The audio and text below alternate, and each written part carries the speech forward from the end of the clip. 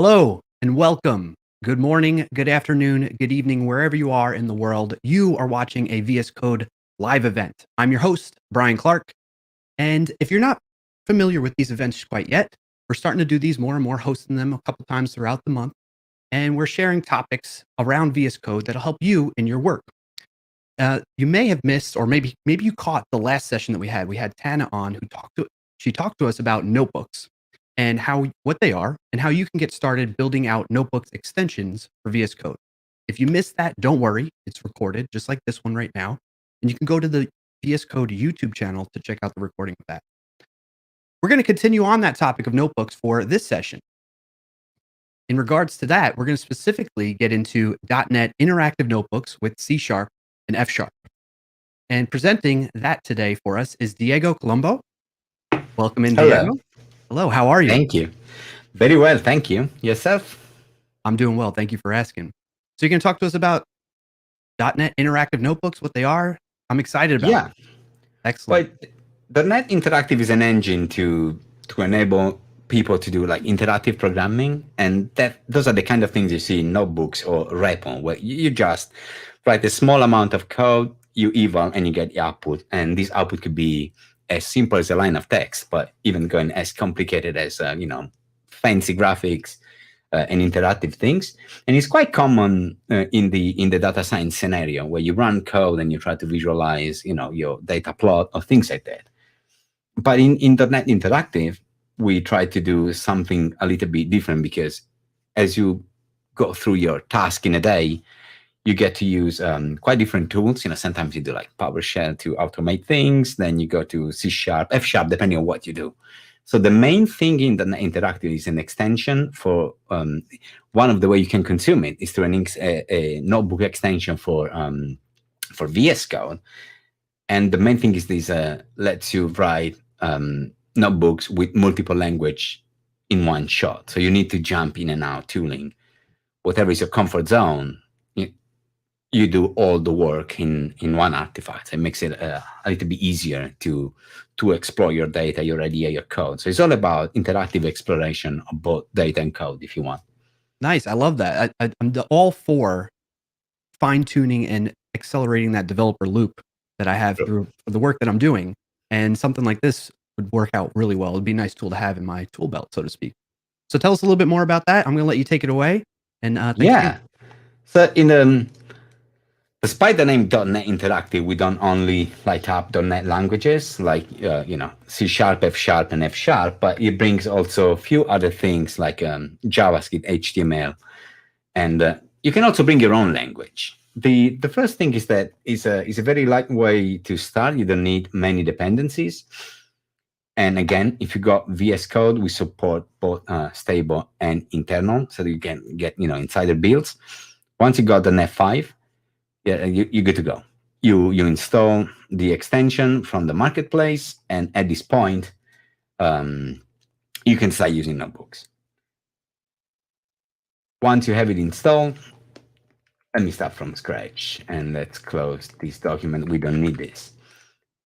Once you got this installed, you might want to start with you can either download the sample, and then if you go to our repo, which I think the link is going to be shared, you can just look at the sample directory, and there's things for you to get started in all the language.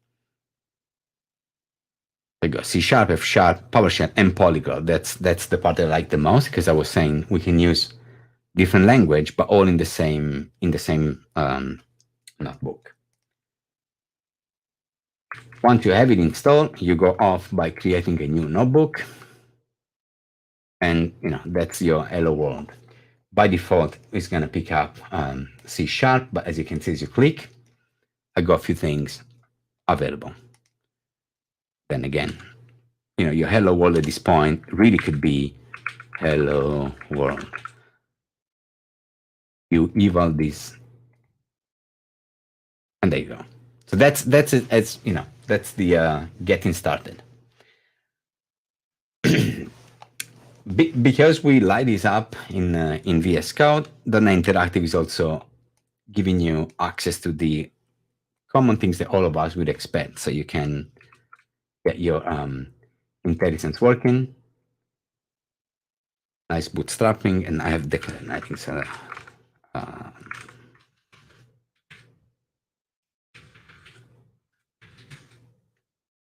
And then again, at this point, I go and I can get my intelligence, variables that are declared, and all things that I need. The thing that becomes important here is that each language would provide its own intelligence. So if I switch to any other language like F#, again,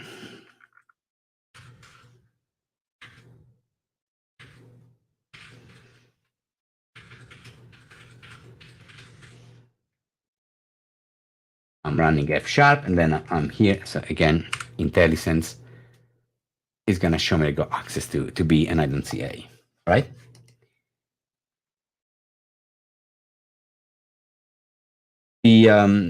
At this point, let me get you to why do you want to do Polyglot? Again, as a developer, data science, usually, all this comes from a Python R scenario. You do your old work, you got your libraries for rendering and other things. But when it comes to a developer, you might have to do more than one language.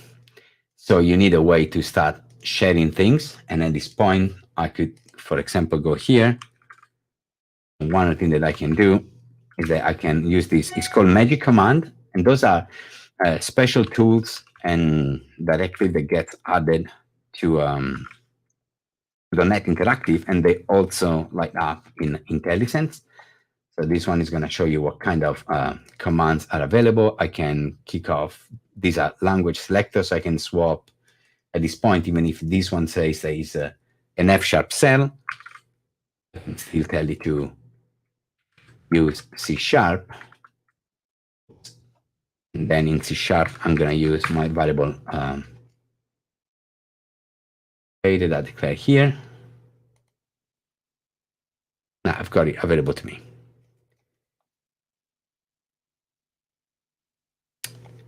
When it comes to print things out in the interactive, you have the freedom and the power. You can look at the documentation to create a simple representation, just printing things out as text, but you can even print out things in a more complex way through the formatting API. And when you got object and things like that, we provide few formatters out of the box. Like in this case, if I have an object,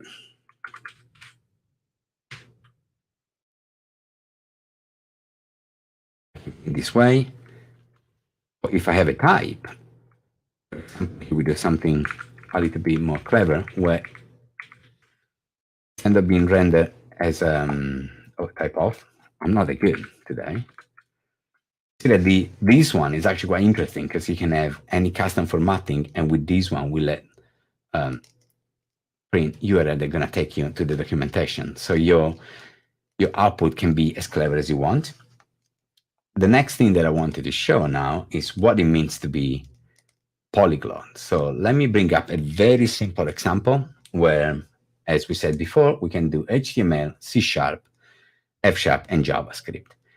What's interesting here is that we give the ability to move between all of these. So, for example, when most of the way Python and Jupyter Notebook Express output is through a mixture of HTML and JavaScript to make it rich, and that's how most of the visualization comes to life. And let me show you where I start combining languages, where here I'm evaluating an HTML cell. This is adding a div with an ID.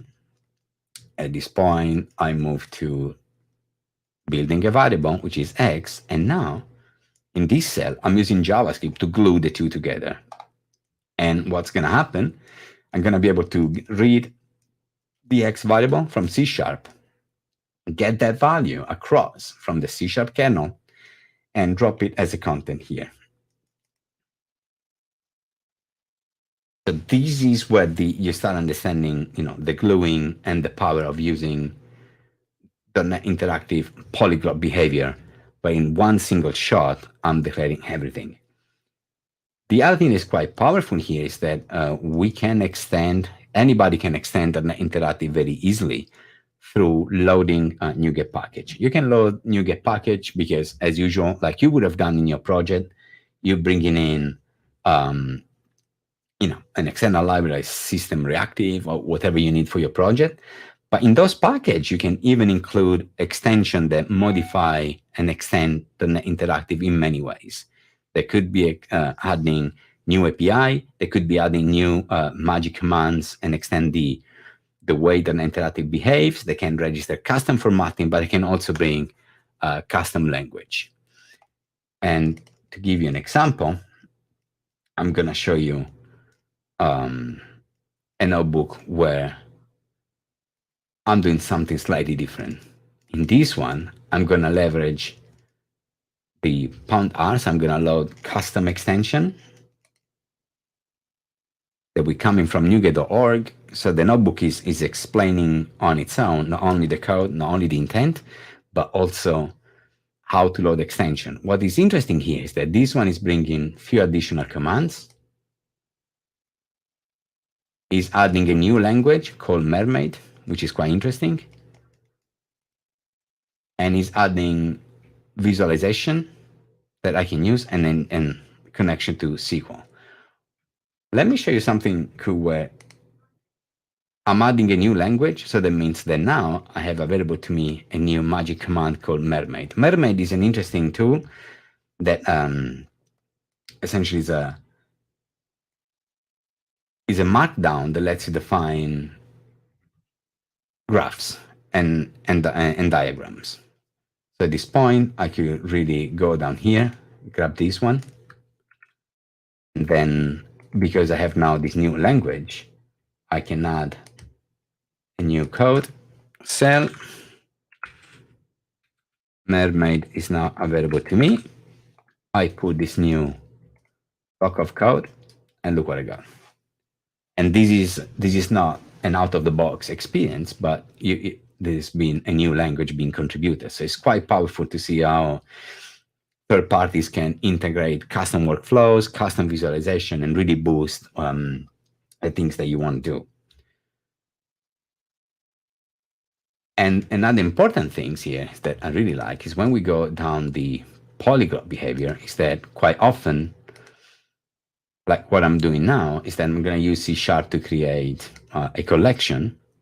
And, one of the most common and most famous library to create engaging visualization, and a lot of visualization like Plotly and the likes are built on top of D3.js. It's a very famous and quite adopted framework to do data binding between SVG and vector graphics in the HTML domain with data. So what I'm going to do now is that I'm going to use JavaScript to load D3.js and create a cool visualization. And then I want to read a variable, which is going to be a collection of numbers, and use it to as an input to display a very fancy visualization. This is something very common. And here's what I really like, where you can really group the code, not only from a logic point of view, but also from an intent point of view. Because we are polyglot, right now I'm binding within this cell to do both an HTML and a JavaScript execution, because what I want to have is the display needs to happen here. I don't want to go up and down in the notebook. This was the original array that got loaded. Now I'm going to execute this C#, which is going to mutate the variable which the JavaScript is observing. And now you get, a visualization that's reflecting a mutating state that's coming from my C# kernel. And this is a very powerful tool when you can start gluing these three languages together, because you could be, using this to plot or monitor IoT deployment, sensors, analyzing logs, all sorts of things. And not all the time, a table representation or an HTML printing is enough for you to render or display. And even, the classic, line plotting things might not be fitting. And this is giving all the freedom to experiment. Not to mention that this kind of workflow of having, one notebook with JavaScript and HTML is a common scenario that we actually use to develop .NET Interactive extension themselves, because usually if I want to build a new formatter or render for .NET Interactive, I need to do C#, have some HTML scaffolding, and then the JavaScript to create the plotting. This is the type of notebook that I usually use to develop extension for notebooks.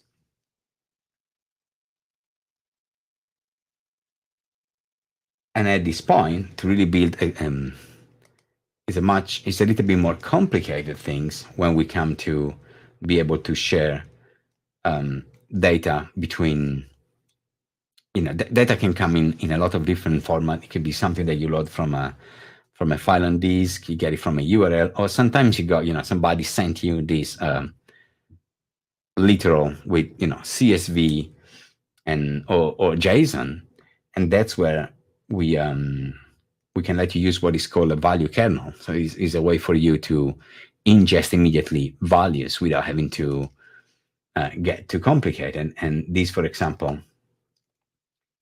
I'm using the value kernel to load JSON files directly in the system. Then I can share them with C#, parsing and plotting. Let me show you this. It's quite interesting. So now I parse them as JSON. And now that I plotted them, I can go and, for example, let's look at this one.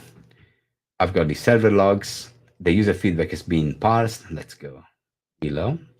That's another thing, that the order of cell doesn't really matter. It's more the way you go through the execution. I've got this variable, and now I can do things like explore with interact, which is a custom visualization, and then ask it to display this thing. And now I had a JSON file, it's got loaded, and now I can see this JSON file as a table, or use the Interact Data Explorer to go through. The other thing that becomes at this point really interesting is that I could be using SQL. This is an extension contributed by the Azure Data Studio folks, where if you want to do SQL integration with a notebook, again, same mechanism. I load the extension.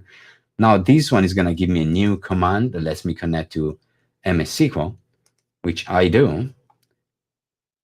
And once the connection is open,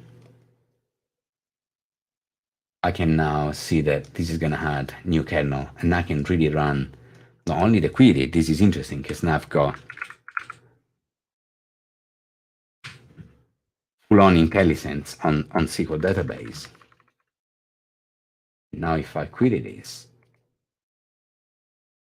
I've got my display. And this one, for example, because I'm grouping by category, I can see that the display is showing me my categories and then all the items. This is just using the sample AdventureWorks. All these things you can download, and you can run at home. It's perfectly safe. Everything is public domain, including these samples. Then this is one of my classic favorites, where it's a notebook that we built a while ago to track COVID data. Not too exciting, but the thing that here was interesting was that we're blending using different languages, where again, to download, we just use the PowerShell. Now with PowerShell, I'm downloading the files down. And that's another classic workflow, where then moving to C#, I start cleaning up the data. I'm loading, again, a NuGet package. This is building into .NET Interactive the data frame library. And then at this point, I go off, and with C# again, I process all those records. And like you've seen before, I'm building a series of objects. So this is my time series. I go from the data frame into that. And of course, this is doing the whole up to date. It's going to go all the way till today. Well, then it's keep on going. Then I move to JavaScript. And this time I go into using a plotly library, because what I want to do is to move through the time series and do a real time, sorry, not real time, but a live updating rendering, show me those time series. And then again, as you've seen before, I'm retrieving the variable from C#, and then I'm doing classic Plotly code, nothing too fancy. And at this point, I have declared my rendering function. And now, like I did before, I execute the whole block. And as you can see, this is now binding with the HTML and JavaScript. Is keep on pulling data, and then you start seeing how, as the time series moves on, JavaScript is scanning through the data and adding dynamically points. And this is a pure Plotly, full interactive Plotly chart. I can move around, zoom. So that's what you would expect from an experience using the Plotly library. And I can reset the axis and go back to the initial settings. Any questions so far? Any plan to add Rust? Well, the thing here is that the .NET Interactive is mostly just understanding commands and events, and is really a routing. So it's really not that complicated to create new kernels. Kernels tend to be very simple to start with. You just need to be able to handle a submit code, which means about running the piece of code. Then you can start tapping into it and give more functionality like language services, IntelliSense, and so on. So at this point, once you got that connection point, you can bring any language that you can interface that. And actually, it's quite interesting because the Mermaid is not a common programming language, but kind of Markdown, a kind of spec language that you've seen. That is a kernel. So that, for example, is a good example how other languages can be brought in. And then again, by binding into the API, you can even make them share state and variable. Of course, when it comes to .NET languages, it's slightly easier because if they are in process, we can really share data between C#, F#, PowerShell, and even the value kernel without making copies. But of course, when you start moving and sharing between JavaScript, HTML, and .NET, that's when some form of serialization has to come into place, then probably extending to other languages like, Rust, Julia, and the likes need to have some custom implementation how data points gets moved between languages.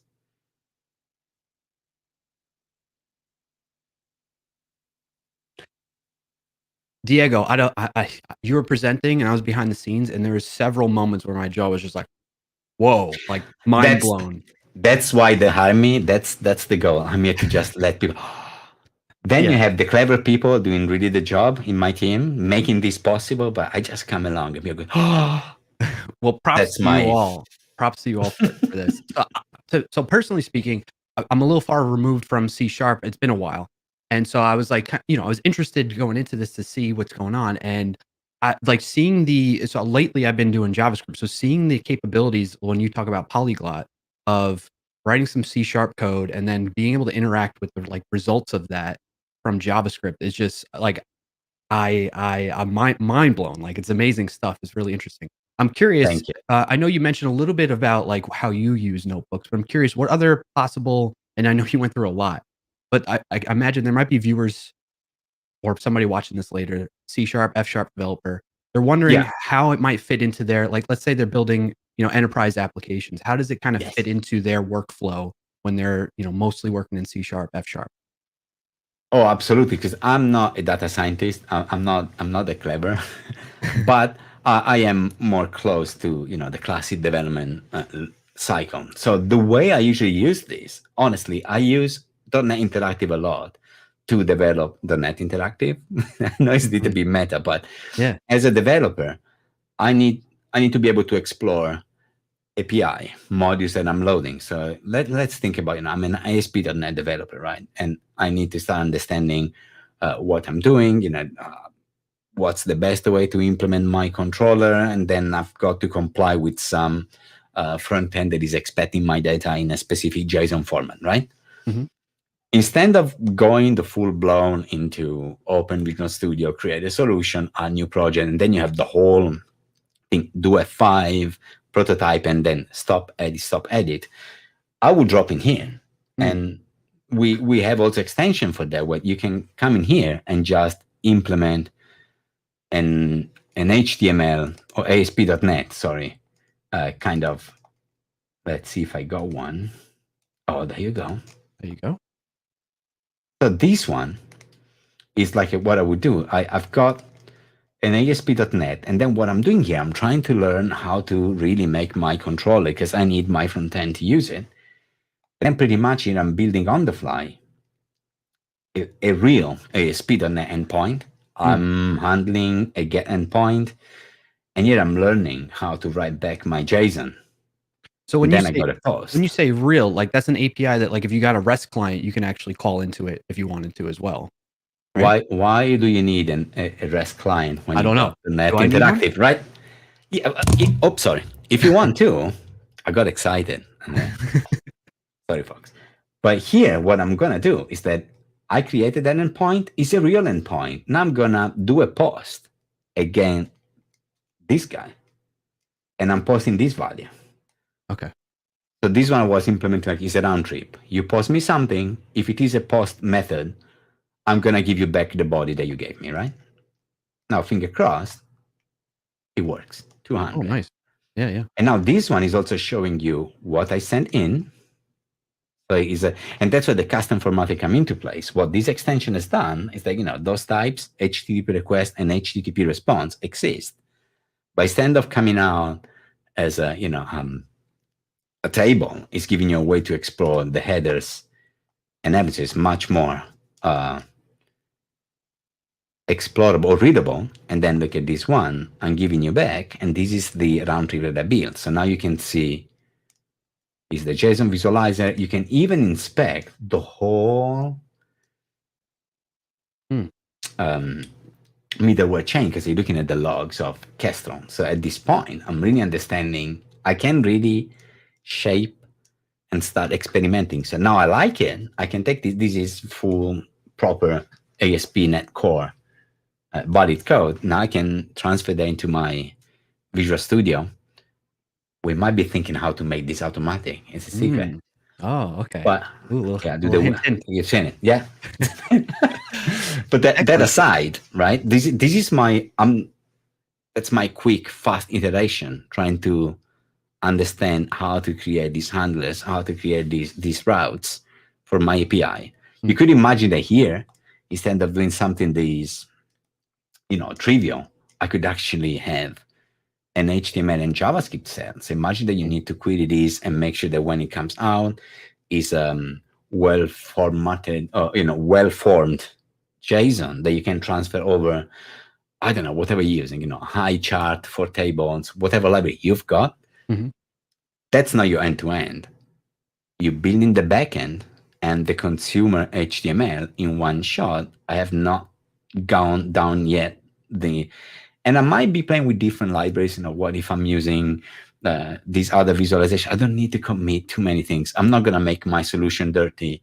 I'm not even started, and I've downloaded 50,000 NPM because I hadn't made my mind yet how I want to do visualization. Yeah. I'm still trying to decide what, imagine like a classic one. If you're building images on the fly, what do you use? Image Sharp, System.drawing. There's so many, OpenCV, I don't know. You got so many choices even when it comes from backend manipulation for that. And that's the place. I use these to do that. Gotcha.